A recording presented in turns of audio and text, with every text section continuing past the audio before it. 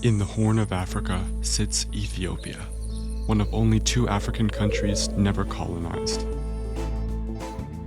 Its capital, Addis Ababa, is home to over 5 million people and sits at the center of a country known for its deep history and rich culture.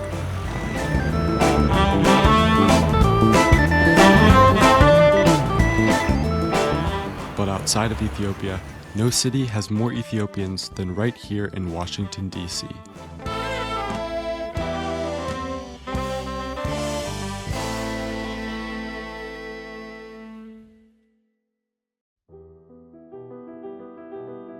If you go back to Haile Selassie, who was the emperor of Ethiopia, was deposed in 1974, and at that time there was a very violent military coup in which there was a period that they called the Red Terror, and a lot of Ethiopians, particularly students, were being killed on the streets of Addis Ababa. What precipitated their movement outside of the country was a Marxist revolution in 1974, as well as civil strife and civil war that followed. Even when I was in a high school, going to high school and come back from high school, I have to watch my back because the government was taking anyone on the street straight to the war. A couple of times I was almost being kidnapped by the militaries to go to the war. Yeah, so every time when we go to high school, we were watching our back.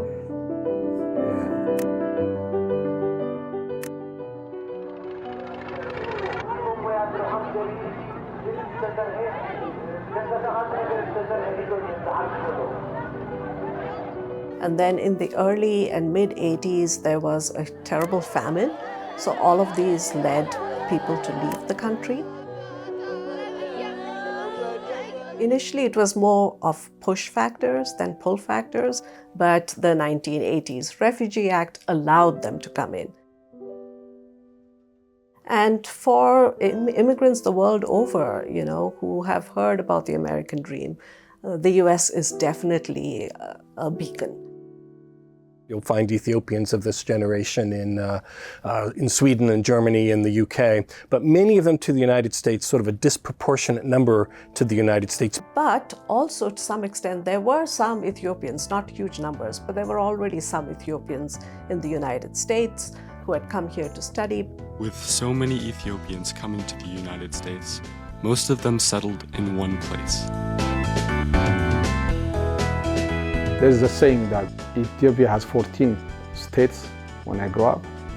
So now when you tell anyone that says like Ethiopia has 14 states, they'll say, no, there is 15, That's 15. And I say, wait, what's 15? And they say, Washington, this is the 15th, because there's a big community here.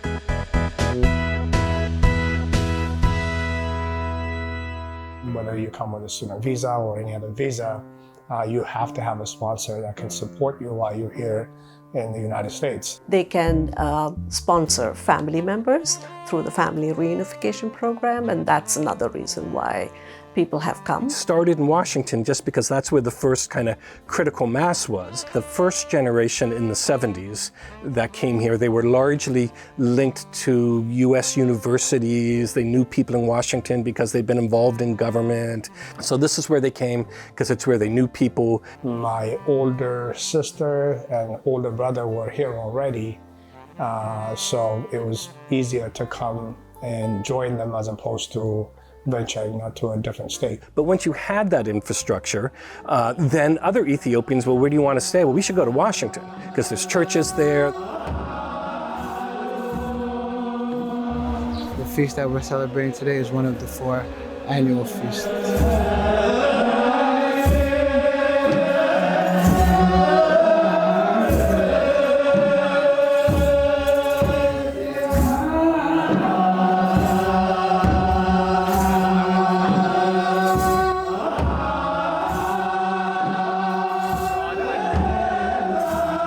This is how we're able to show our unity by coming and worshiping together, because we are all part of the mystical body of Christ. Ethiopia is a place with an incredible long history. They were Christians at a time when My relatives in Ireland were still dancing around the fires, right? So when we have big feasts like this and we see the whole community come out and rejoice and give thanks together, it is a very great feeling.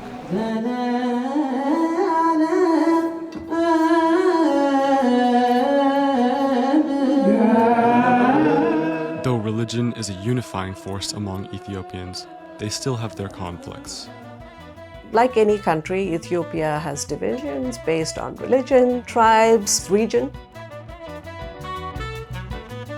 When we migrated to the United States, I think everybody felt like they have to band together and they made you feel comfortable.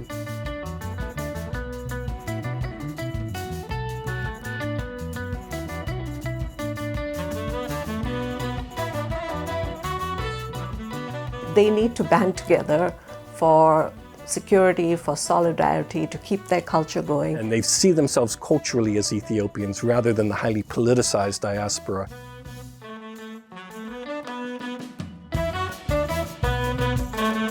And as they came here, they set up their churches, they set up their little store, not their little stores, sometimes quite large stores where you could buy Ethiopian food like injera or the spices and so on.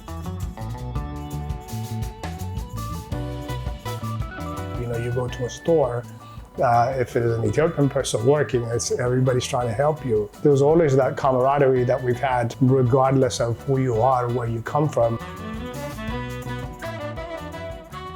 So community is really, really important for them. They often meet in cafes and restaurants. We eat as a community with a big old tray, and there's different type of food that you put on the tray, and everybody sharing that same tray. I feel like you can taste the culture in the food, which I like a lot. That sort of gives you the identity where when we do something, we do it as a community. We got dodowa and we got injera and all these little sides, and we got like beets, and now we're having like this raw beef dish. It's amazing.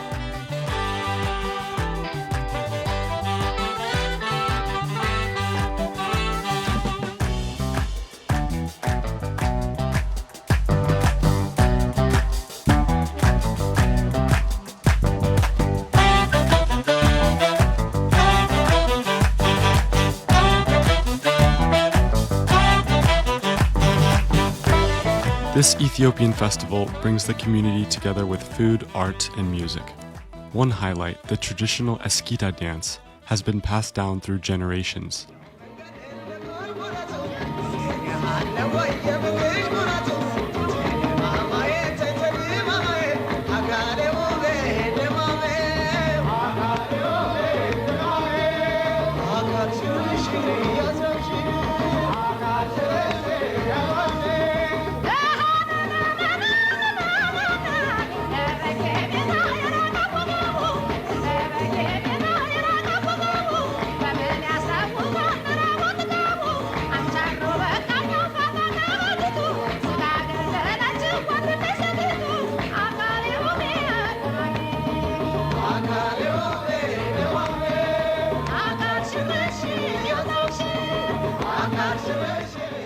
Just like dance, the most popular sport of Ethiopia, soccer, brings people together. If you have any friends, the first thing that you talk to each other is like, are you guys playing soccer? Where do you play? I'm coming, So soccer is huge in Ethiopia. So you see these matches in different age group, and it's like ritual for them to meet up every Saturday or Sunday to have these matches. Even if there is an ethnic difference, but when they're sitting down together for soccer, they're always united. After the game, people gather again, this time for coffee. If you look at the traditional coffee ceremony, it's the same thing. You'll have a whole bunch of people. There's a person that roasts the coffee in front of you. They grind it, then they brew it, and everybody gets a cup, and you just sit there and share. Ethiopia is the origin of coffee beans. We are the one who brought the coffee. We import them. We brought them here. We roast them and we brewed them by ourselves. Everything is pure coffee.